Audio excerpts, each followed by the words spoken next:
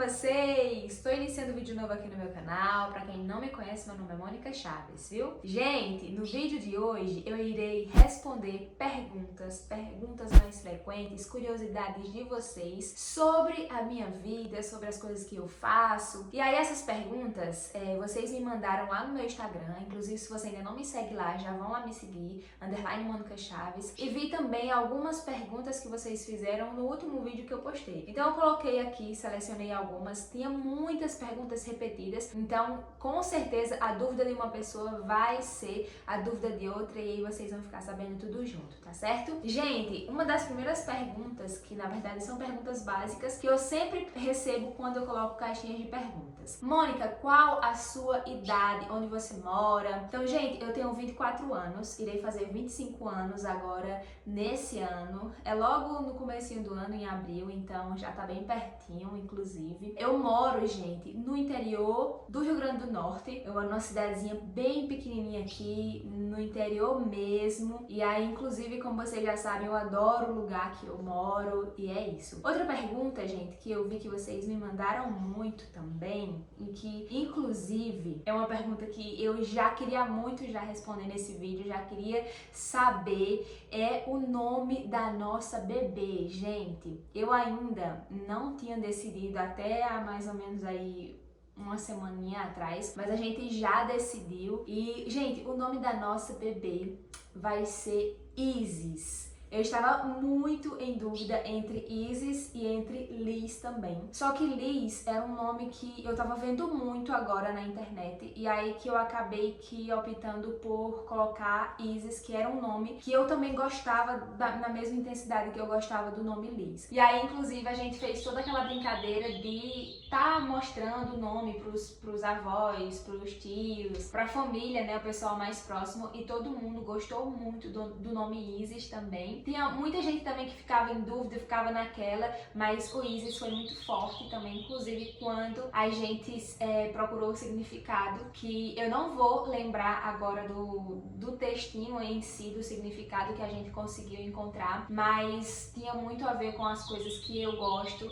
em uma pessoa, né, que diz que Isis é uma pessoa que gosta muito de ajudar as pessoas e é uma pessoa que tem muita empatia. Então eu acho que também isso foi um ponto muito forte, assim, que ajudou a gente a bater o martelo e dizer assim, vai ser Isis. Então, Isis é um nome que eu adoro demais, acho muito bonito. O Cebolinha também adorou, ele gostou demais, assim, e aí vai ser esse o nome da nossa bebê. Já deixa aqui embaixo também nos comentários se vocês conhecem alguma Isis, se tem alguma Isis na família de vocês, pra gente ficar sabendo, tá certo?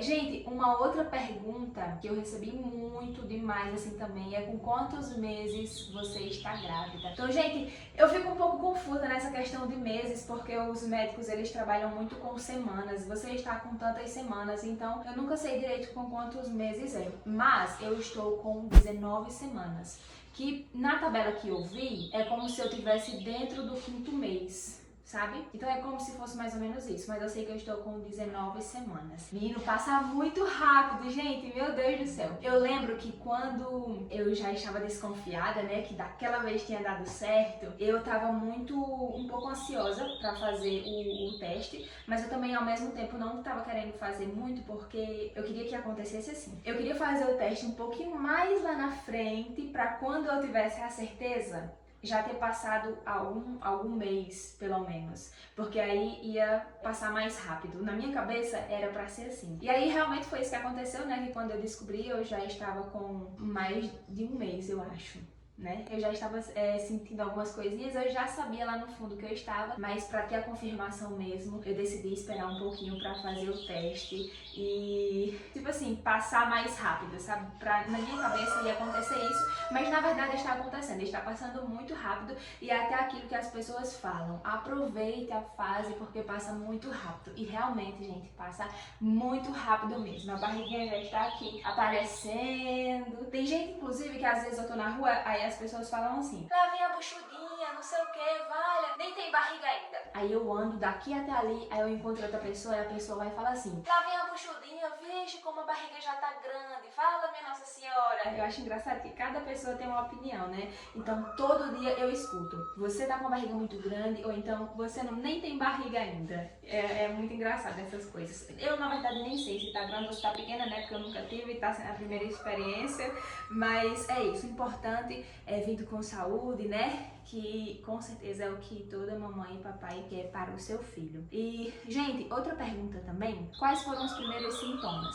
Então, na verdade, assim, no início, eu não percebia muito os sintomas, porque como era uma coisa que a gente já tinha planejado e a gente já queria, teve alguns meses que eu fiquei muito naquela expectativa e acabei que tendo algum alarme falso e eu pensava que estava e não estava. E aí foi até por isso também que eu decidi fazer o teste um pouco mais lá na frente, para eu tentar ter algum sintoma para saber se eu realmente estava. Mas eu lembro que uma das coisas que me fez, assim, ter aquela certezinha foi que, gente, eu nunca tive muito seio. Sempre foi bem menor mesmo, assim, sabe? Era até uma coisa que me incomodava muito no início da minha adolescência. Hoje em dia já não me incomoda mais, já tô bem. Mas esse foi o primeiro sintoma que eu vi, assim, eu estranhei, que eu olhei no espelho e disse, eita, menina, pera aí que tem alguma coisa mudando aqui. Então eu vi que tava crescendo um pouquinho, tava ficando um pouquinho estranho. E eu sabia que não era porque às vezes a mulher, quando tá perto de vir a menstruação, né,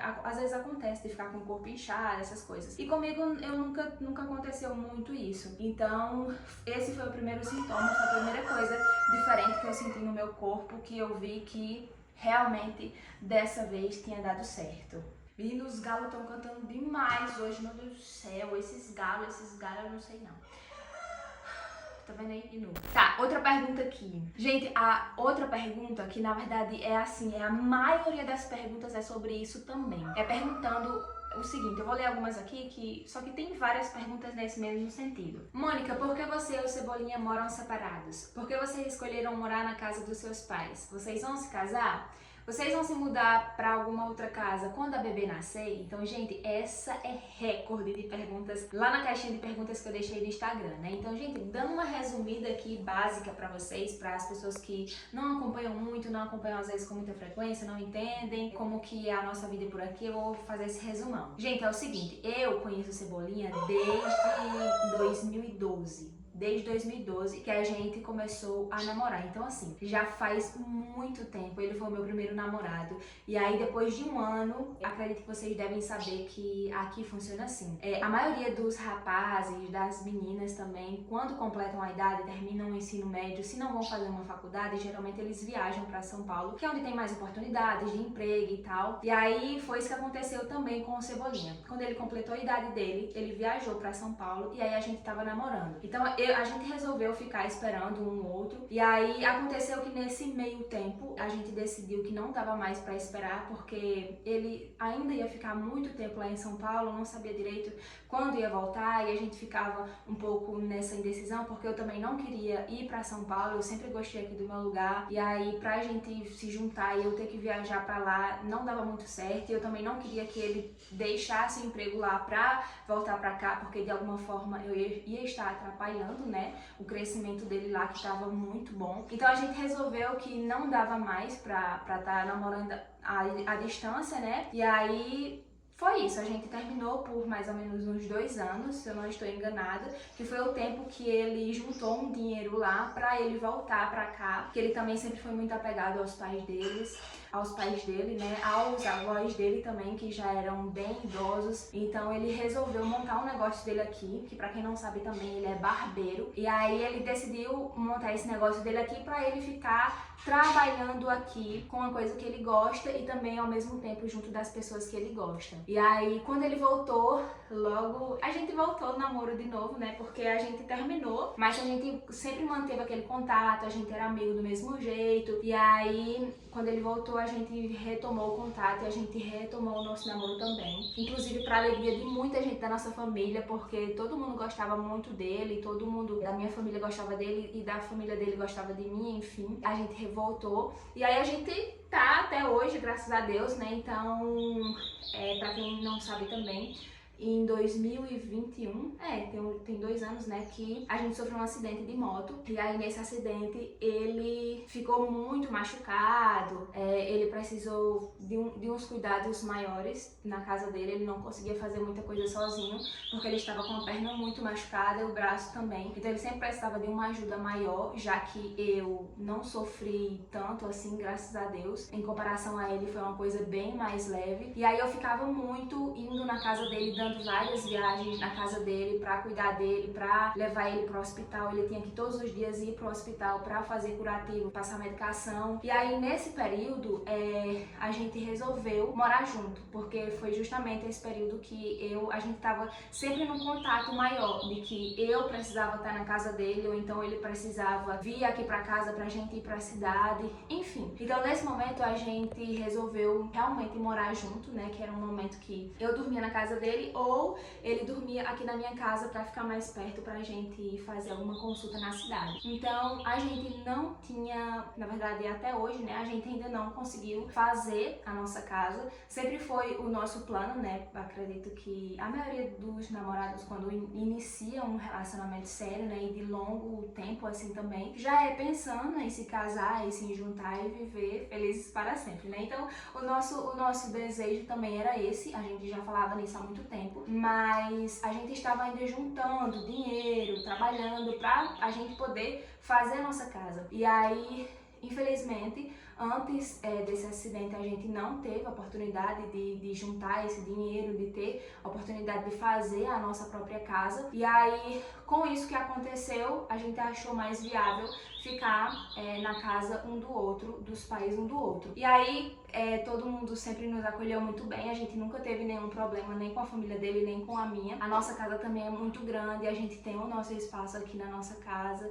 Ele passa o dia inteiro trabalhando também, então, graças a Deus, com isso foi muito tranquilo. E foi isso que aconteceu. Então, assim, hoje em dia não tá sendo diferente. Está acontecendo justamente dessa forma. Às vezes a gente passa um tempo aqui na minha casa e a gente passa um tempo na casa dele também, enquanto a gente ainda não tem a nossa casa. Então a gente pretende morar junto com toda certeza, gente. Morar junto em outra casa, né? Lógico que sim. A gente tem sim esses planos. A gente ainda não está morando na nossa casa justamente por causa disso que eu falei pra vocês. A gente também já estava planejando de ter o nosso bebê, né? E aí eu não pretendo ir agora construir a nossa casa e ir pra lá com a nossa bebê pequena. Até porque eu não tenho nenhum...